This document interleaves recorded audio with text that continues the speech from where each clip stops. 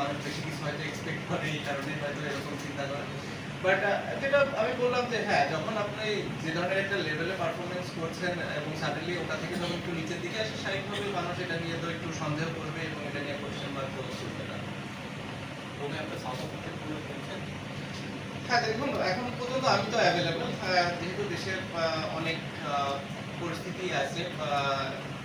স্বাভাবিকভাবেই সবকিছু হয়তো আমার উপরে না, স্বাভাবিকভাবে এই জিনিসগুলো আমি পিসিবির সাথে ডিসকাস করেছি যে তাদেরকে বলা হয়েছে স্বাভাবিকভাবে যে আমার কি প্ল্যান, স্পেশালি টেস্ট ক্রিকেট নিয়ে এই টেস্ট এবং গ্রুপ সিরিজ আমি মানে যেটা ফিল করেছিলাম যে আমার লাস্ট সিরিজ হবে টেস্ট ক্রিকেটে স্পেশালি, তো ওইটা নিয়ে আমার চিন্তা ছিল এবং এইভাবেই ফারুকের সাথে এবং বোর্ডের সিলেক্টরদের সাথে কথা বলা হয়েছে যে যদি সুযোগ থাকে আমি যদি দেশে যেয়ে খেলতে পারি,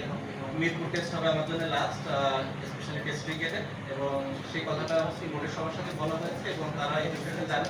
এবং তারা চেষ্টা করছে যে কীভাবে এটাকে সুন্দরভাবে অ্যারেঞ্জ করা যায় এবং যাতে করে আমি খেলতেও পারি এবং নিরাপদ ফিল করি, অ্যাট দি সেম টাইম যখন দেশের বাইরে আসার দরকার হবে এবং দেশের বাইরে বের হতে যেন আমার কোনো সমস্যা না হয়, এই জিনিসটা বোর্ড খেয়াল করছে এবং যারা এই বিষয়গুলোর সাথে রিলেটেড মানুষ আছে তারাও এই বিষয়টা দেখবে এবং দেখছে বলে আমি মনে করি এবং তারা হয়তো আমাকে একটা ডিসিশন দিবে যেটার ভিত্তিতে আমি হয়তো দেশে যে